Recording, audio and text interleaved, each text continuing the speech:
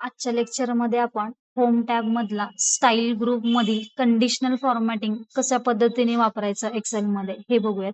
आधीच्या लेक्चरमध्ये font group घेतलेला आहे. अलाइनमेंट ग्रुप मधून मर्ज अँड सेंटर कसे करायचे, ग्राफ टेक्स्ट कसं अप्लाय करायचं, शब्दांचं ओरिएंटेशन कसं चेंज करायचं, दोन्ही पद्धतीचे अलाइनमेंट, व्हर्टिकलची अलाइनमेंट, हॉरिझॉन्टलची अलाइनमेंट हे डिटेल पाहिलं. आता आपण स्टाईल ग्रुप मधला कंडिशनल फॉर्मॅटिंग हा ऑप्शन कशा पद्धतीने यूज करायचा ते पाहूया.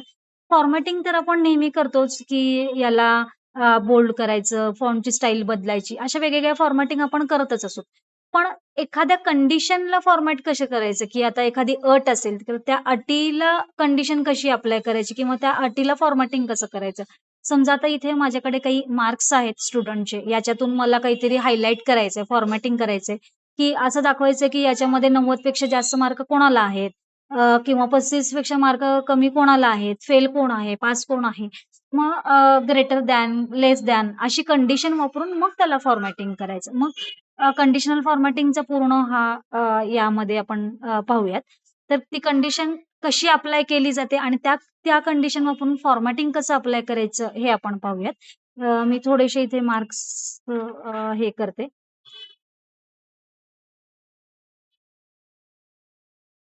तर आपण कंडिशन बघूयात. मी आता इथे ला कंडिशन देणार आहे. मी आता आधीचं जे रूल दिला होता ते मी इथं क्लिअर करते सगळं. मला आता असा इथे रूल वापरायचा आहे किंवा अशी कंडिशन द्यायला सांगायचं एक्सेलला, की मला 90 पेक्षा मार्क जास्त कोणाला पडलेत असे हायलाइट करून द्यायला सांगेल. मग हायलाइट मला असं करून घ्यायचंय त्याच्याकडनं, की मला ते मार्क रेड कलरमध्ये दिसायला पाहिजेत. अशा पद्धतीचं मला त्याच्याकडनं हायलाइट करून घ्यायचंय किंवा अशी कंडिशन त्याच्याकडनं वापरून घ्यायचंय आणि त्या कंडिशनला फॉर्मॅटिंग करून घ्यायचं. मग कंडिशन फॉर्मॅटिंग हा टॅब एक्सेलमध्ये वापरला जातो. पहिलीच इथे कंडिशन फॉर्मॅटिंग आहे. हायलाइट करू शकतो. कुठले सेल हायलाइट करू शकतो? तर एक्सेल सांगतोय ग्रेटर दॅन हायलाइट करू शकतो, लेस दॅन हायलाइट करू शकतो. बिटवीन म्हणजे कुठल्यातरी रेंजच्या बिटवीन मला 30 ते 50 मार्कांच्या मधलेच फाइंड आउट करायचेत किंवा बरोबर इक्वल टू 35 मार्कच कोणाला पडलेत असं बघायचंय. तर असे पण करू शकतो किंवा टॉप बॉटम वाईज पण काढू शकतो. आपण नेहमी रिझल्ट लागला की सगळीकडे पहिले 10 मध्ये कोण आले, पहिले 10 कमीवाले कोण आहेत. तर असे पण रूल्स इथे हे केले जातात किंवा बार्स थ्रू डेटा फिल केला जातो. कलर्स थ्रू पण केला जातो. तर अशा पद्धतीचे आपण वरचे बघूयात. तर पहिल्यांदा हायलाइट कसं केलं जातं? मला काय करायचं 90 पेक्षा जास्त मार्क कोणाला पडलेत हे पटकन मला हायलाइट करायचंय. पहा इथं एक्सेलनी बाय डिफॉल्ट व्हॅल्यू 63 आणलेली पण मला 63 नकोय. 90 पेक्षा जास्त कोणाला पडलेत हे मला हायलाइट करून हवंय.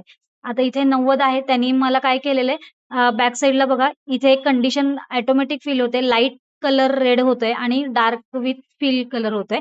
पण मला असं नकोय. मला माझ्या पद्धतीने फॉर्मॅटिंग हवंय. मी कस्टम फॉर्मॅट वापरते आणि ह्याला फक्त मी बोल्ड करायला सांगते आणि कलर रेड घ्यायला सांगते. तर कलर रेड होईल आणि बोल्ड होईल. पहा मी आता ओके करते. बोल्ड आणि त्याला हायलाइट झाले पहा रेड कलरने.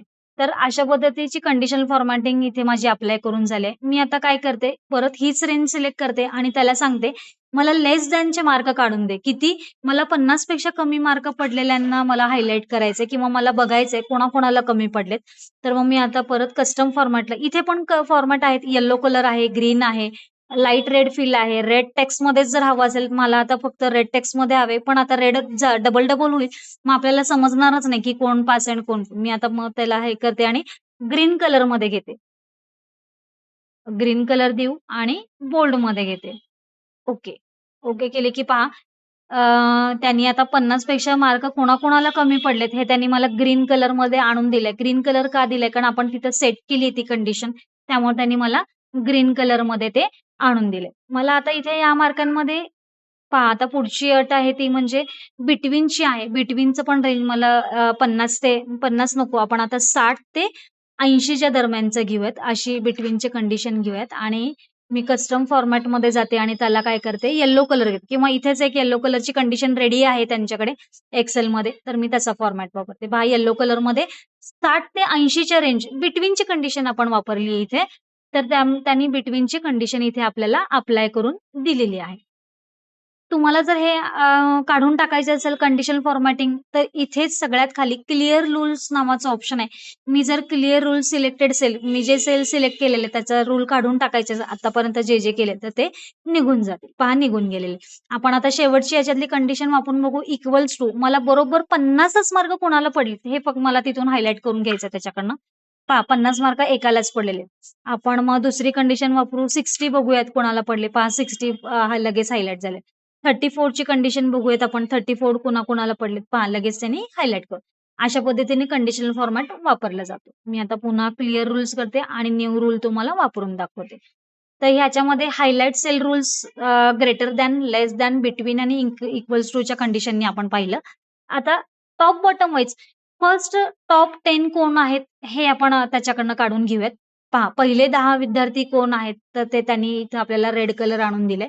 मी आता याला कॅन्सल करते कारण का त्याने ओके केलं तर हे पहा कंडिशन इथे अप्लाय झाले. मी आता याला पुन्हा काढून टाकते ही कंडिशन आणि त्याला सांगते की खालून 10 टॉप 10 पर्सेंटेजमध्ये इथे देतोय. पहा पर्सेंटेजमध्ये गेलं, पर्सेंटेज वाईज जर गेलं तर 2च आपल्याला त्यांनी काढून दिलेले आहेत.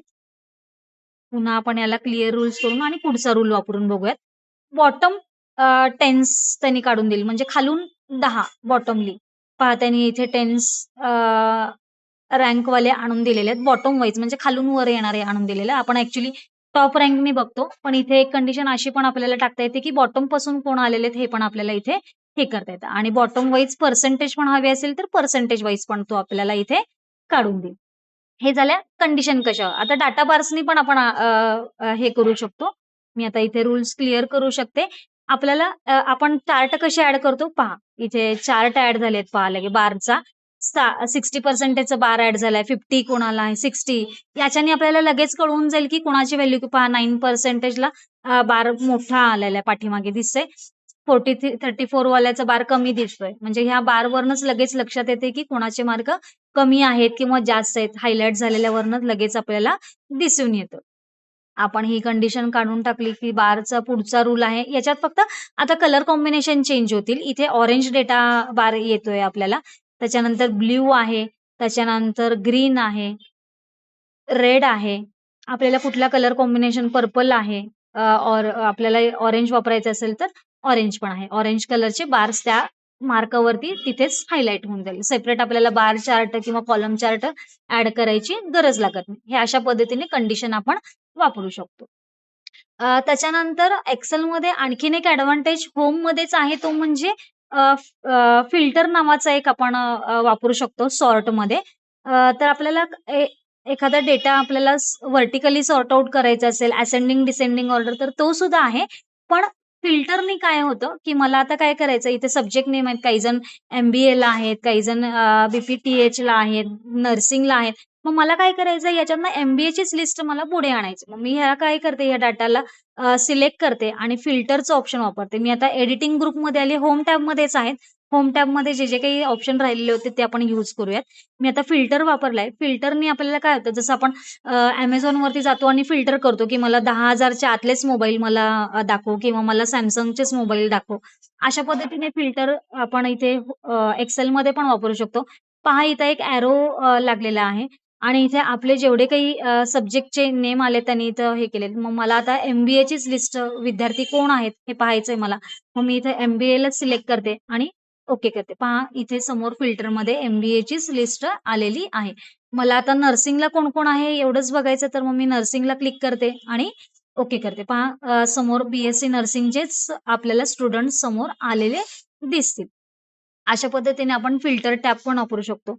माझ्याकडे इथे दुसरा डेटा पण आहे. मी इथे अ, याला पण आपण सॉर्ट आउट करू शकतो किंवा कंडिशनल फॉर्मॅटिंग लावू शकतो. मला आता मी एवढ्या सगळ्यांचे मार्क सिलेक्ट करते आणि एवढ्या सगळ्यांमध्ये मला असं बघायचंय की 90 पेक्षा किंवा 80 पेक्षा जास्त मार्क कोणाला आहेत, तर ते मला सॉर्ट आउट करायचं आहे एवढ्या सगळ्यांच्या मार्कांमध्ये आणि मी इथे त्याला परत एक वेगळी कंडिशन देते. रेड टेक्स्टमध्ये घ्यायला लावते आणि ओके करते. पहा मी जी कंडिशन दिली होती ती सगळी कंडिशन इथे फुलफिल झालेली आहे. आणि इथे स्टुडंट नेम पण आपल्याला सॉर्ट आउट करता येतं. फिल्टर आपल्याला ऑप्शन वापरता येतो. मी इथे फिल्टरला क्लिक करते आणि मला एकच स्टुडंट मला जो पहिला स्टुडंट आहे मला त्याचेच मार्क फक्त बघायचे आहेत. तर आपण अशा पद्धतीने फिल्टर हा ऑप्शन वापरू शकतो. त्याच्यानंतर इथे जर आता सगळ्यांचीच लिस्ट बघायची असेल तर सिलेक्ट ऑल करायचा आणि आहे तसा डाटा ओके करायचा. तर मला आता इथे काय करायचंय जे स्टुडंटची नावं आहेत ती मला ए वाईज सॉर्ट आउट करायची. शक्यतो शाळांमध्ये, कॉलेजेसमध्ये नावं आपली इनिशियली लावली जातात. मग इथे सुद्धा आपल्याला करता येईल. तर इथे सॉर्ट नावाचं ऑप्शन आहे. पहा मी आता नेम सिलेक्ट केले त्यामुळे ए टू झेड आणि Z to A. A to Z म्हणजे असेंडिंग ऑर्डर आणि हे डिसेंडिंग ऑर्डरनी. आणि मी आता हेच जर आता नंबर सिलेक्ट केलं, पहा आता एक्सेल काय ऑप्शन देतो. ए टू झेडमध्ये येते. सॉर्ट स्मॉलेस्ट टू लार्जेस्ट देतोय आणि सॉर्ट लार्जेस्ट टू स्मॉलेस्ट म्हणजे चढता क्रम आणि उतरत्या क्रमाने जर तुम्हाला हे मार्क सॉर्ट आउट करायचे असेल तर तसं. पण आपल्याला तसं नाही करायचंय. आपल्याला स्टुडंटच्या नावावाईज सॉर्ट करायचंय. त्यामुळे मी आता ही रेंज सिलेक्ट करते स्टुडंटच्या नावाची आणि सॉर्ट ऑप्शनमध्ये येते आणि ए टू झेडची कमांड देते. एक्सेल विचारतोय, की तुम्हाला ह्या नावासोबत त्यांचे मार्क त्यांच्यासोबत येऊ दे का? ठीक यायलाच पाहिजे त्याचे पण ह्याचे मार्क दुसऱ्याला गेले तर काही अर्थच राहत नाही. म्हणून आपण पहिलाच ऑप्शन वापरूयात एक्सपांड द सिलेक्शन. खालचा जर ऑप्शन घेतला continue with the current selection मग तो एक्सेल काय करेल फक्त नावच तो सॉर्ट आउट करेल. त्यांचे मार्क आहे तसेच राहतील. पण आपल्याला तसं नाही करायचं त्याच्यासोबत त्याचे मार्क पण यायला पाहिजे. तर आपण एक्सपांड द सिलेक्शन हा ऑप्शन घेऊन सॉर्ट करूयात. पहा त्याचे मार्क त्याच्या समोरच गेलेले आहेत आणि आपल्याला त्यांनी लिस्ट ए टू झेड प्रमाणे सॉर्ट आउट करून दिलेली आहे. हे शक्यतो सॉर्ट आउटचं ऑप्शन जिथे आपल्याला नावांची लिस्ट ए टू झेड प्रमाणे लावायची असते किंवा उलट झेड टू ए प्रमाणे लावायची असते, तर तिथे हा उपयोगी पडतो. आणि फिल्टर मगाशी दाखवल्याप्रमाणे आपल्याला काहीतरी त्या डाटातनं विशिष्ट असं शोधून काढायचंय किंवा तेवढीच लिस्ट बघायची आहे, तर त्याच्यासाठी आपण फिल्टर वापरू शकतो. आणि कंडिशनल फॉर्मॅटिंग आपल्या ज्या अटी आहेत त्याच्यावरती जर फॉर्मॅट करायचं असेल, तर कंडिशन फॉर्मॅट हा टॅब वापरला जातो. तर अशा पद्धतीने एक्सेलमध्ये कंडिशनल फॉर्मॅट आणि सॉर्ट आणि फिल्टर आपण पाहिला. एक ऑप्शन आपण पुढे पाहूयात. इन्सर्टमध्ये हा डाटा यूज करून चार्ट कसे ॲड करायचे किंवा हा डाटा यूज करून सगळे फंक्शन्स कसे वापरायचे, टोटल कशी काढायची, मिनिमम, मॅक्सिमम किंवा बऱ्याच वेगवेगळ्या डाटांवरती कधी प्राइस काढावी लागते, तर प्राइस कशी काढायची, कीबोर्ड थ्रू कसं आपण फंक्शन देऊ शकतो, हे सगळं आपण एक नेक्स्ट लेक्चरला पाहूया.